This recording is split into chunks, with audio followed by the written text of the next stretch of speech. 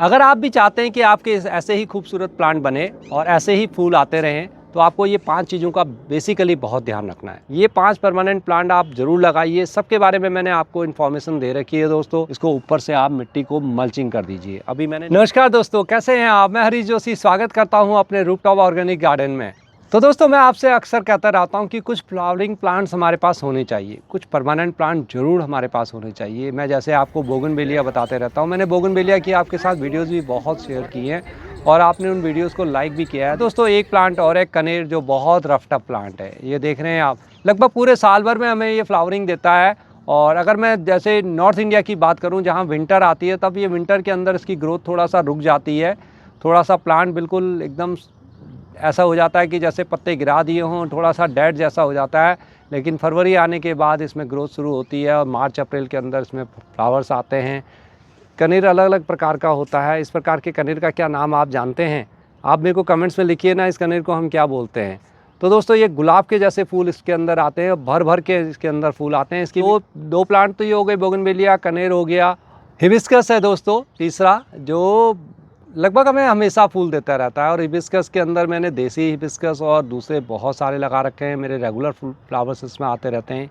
Yellow colour मेरे पास है, red colour मेरे पास है और दोस्तों चंपा, जी हाँ, ये भी एक बहुत अच्छा फ्लावरिंग ऑप्शन होती है। उसकी बड़ी अच्छी फूलों में खुशबू भी आती है। अलग अलग कलर के अंदर इसमें आपको ये सब मिल जाता है। आप इसकी पत्तियाँ भी बहुत खूबसूरत लगती हैं और प्लांट भी बहुत दूर से बहुत अच्छा लगता है। आप इसको गमलों में ईजिली उगा सकते हैं। तो कुछ ये प्लांट्स हमारे पास होने चाहिए दोस्तों। ये 4 प्लांट हुए। और दोस्तों, 5वां प्लांट जिसके बारे में मैं आज आपसे बात करने जा रहा हूँ वो है ये दोस्तों। इसको हम टिकोमा के नाम से ज़्यादा इसको हम जानते हैं। और देखिए, इसकी घंटी रूपी इस प्रकार से ना, ये घंटियों के रूप में इसके फ्लावर्स आते हैं और गुच्छों में आते हैं। आप ये देख रहे हैं, एक ही गुच्छे के अंदर 8-8, 10-10 इस प्रकार से फ्लावर्स आते हैं। येलो कलर तो बहुत ही अच्छा लगता है दोस्तों। आप इसके ना अलग अलग वैरायटीज़ होती है। आपने ज़्यादातर देखा होगा सड़कों के किनारे या दूसरी जगह बड़े बड़े ये जब प्लांट पेड़ के रूप में ले लेते हैं तो वहाँ पर भी इसके फ्लावर्स बहुत खूबसूरत लगते हैं। ये इसकी ड्वार्फ वैरायटी है, इजीली आपको नर्सरी के अंदर मिल जाएगी और ये बहुत अच्छे हमारे को फूल देते रहती है। ये ज़्यादा इसमें देखभाल की आवश्यकता आपको नहीं पड़ती है। कुछ चीज़ों का हमें ध्यान रखना पड़ता है, वो मैं इसमें बताऊंगा। इसी प्रकार की टिकोमा की, जिसको हम ऑरेंज टेम्पलेट कहते हैं, वो भी मेरे पास है। अब उसमें भी फ्लावरिंग स्टार्ट होने वाली है। आइए उसको भी मैं आपको दिखाऊँ। तो कुछ इस प्रकार से देखिए, इसके पत्ते लगभग आपको टिकोमा जैसे ही लगेंगे। और ये देखिए, अब इसमें फ्लावरिंग स्टार्ट होने वाली है। ये एक बेल के रूप में जाती है और इसमें भी पूरे लटकते हुए इस प्रकार से घंटियों के बड़े बड़े फ्लावर्स आते हैं। इनका साइज़ थोड़ा सा बड़ा होता है। अगर आपका अपना घर है और नीचे की ज़मीन अगर आपके पास है तो मैं आपसे कहूँगा कि इसको ज़रूर लगाइए। इसको नीचे लगा दीजिए ज़मीन में। इसकी बेल जब 4-5 साल बाद बड़ी होती जाएगी और मोटी नीचे से बन जाएगी ना, तो पूरे ऊपर छत पर फैल जाएगी। और नीचे पूरा जब इसका सीज़न आता है, लगभग अप्रैल के आसपास से लेके मई, जून, जुलाई, अगस्त तक दोस्तों, इसके अंदर फूल आते रहते हैं। भर भर के फूल आते हैं। पूरा बहुत खूबसूरत लगता है। कई छतों में आपने देखा होगा। मैं आपको कहूँ कि इसको जब ये थोड़ा सा मैच्योर होती है, अभी तो बिल्कुल थोड़ा सा कच्ची है, इसको तोड़ के कहीं भी लगा दीजिए। जैसे मैं आपको ये दिखाऊँ, ये बेल देखिए इसकी है और ये देखिए।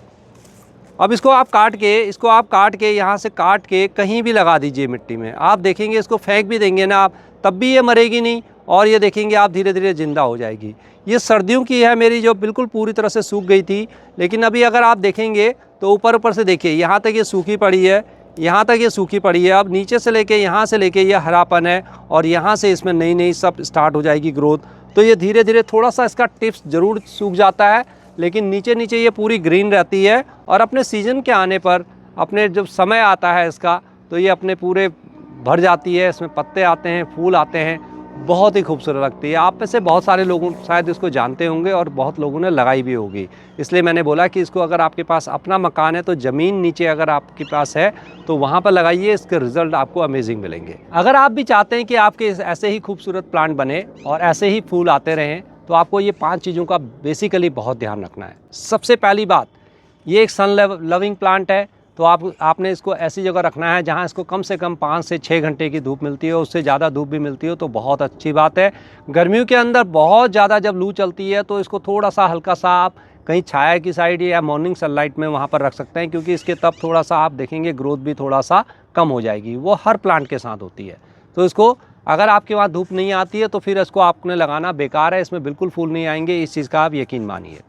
नंबर 2 बात, जब भी आप इसको लाएंगे छोटे पॉट के अंदर लगाइए, धीरे धीरे इसको शिफ्ट करते हुए इसको लगभग 12 से 14 इंची के पॉट में लगाइए, तो ये आपको इसी प्रकार का बहुत बेहतरीन रिजल्ट आपको मिलेगा। दोस्तों ये ड्वार्फ वैरायटी होती है, सीधा लाते हुए ही इसको बड़े से पॉट में आपने नहीं लगाना है, इस चीज़ का आप ध्यान रखें। आप मेरी ये मिट्टी देख रहे हैं दोस्तों, ये देखिए बिल्कुल टाइट मिट्टी है, लेकिन वेल ड्रेन मिट्टी है। जैसे ही मैं इसमें पानी डालता हूँ ना, तो पानी निकल जाता है थोड़ी देर बाद। पानी कभी अटकना नहीं चाहिए। ज़्यादा मैंने इसमें कुछ नहीं मिला रखा है, बस मेरे अपनी गार्डन की मिट्टी थी, गोबर की खाद या जो भी वर्मी कंपोस्ट आपके पास है उसको मिला दीजिए, और साथ में इसमें थोड़ा सा रेत डाल दीजिए, बस। और कुछ जानने की आवश्यकता ही नहीं है। नो बोन मील, नो कुछ भी नहीं दोस्तों। बहुत रफ टफ प्लांट है, इसमें कोई कीड़े नहीं लगते हैं, कहीं पे कोई अटैक नहीं होता है। फिर भी मैं आपसे ये कहूँगा कि कभी कभी इसमें महीने में 1-2 महीने में नीम ऑयल का आप स्प्रे कर देंगे तो आपके ये पत्ते हमेशा बढ़िया रहेंगे। तीसरी बात, फरवरी के टाइम पर जो होता है, इसका जब पत्ते जब सर्दियों में होता है तो ये प्लांट लगभग मेरा मर सा जाता है। टहनियाँ ना ऊपर आपको सूखी सूखी सी नज़र आएंगी। आइए मैं आपको क्लोज से दिखाता हूँ। ये देखिए इस प्रकार की, जो मैंने कई टहनियाँ हटा दी थी, लेकिन ये देखिए ये इस प्रकार की जो टहनियाँ होती हैं सूखी सूखी, उनको सबको आपने हटा देना है। आप अपने प्लांट को जब इस प्रकार से चेक करते रहेंगे तो आपको खुद पता लगेगा। तो यानी कि इसकी आपने हल्की सी उस वक्त आपने प्रूनिंग कर देनी है। आपने फरवरी के अंदर इसकी बहुत लाइट ट्रिमिंग करें, बल्कि प्रूनिंग ना करें, ट्रिमिंग करें, तो आपका ये प्लांट घना होता हुआ जाएगा। और फरवरी के अंदर अगर आपने प्लांट लगा लिया हो दोस्तों, तो थोड़ा सा साइड से मिट्टी निकालिए।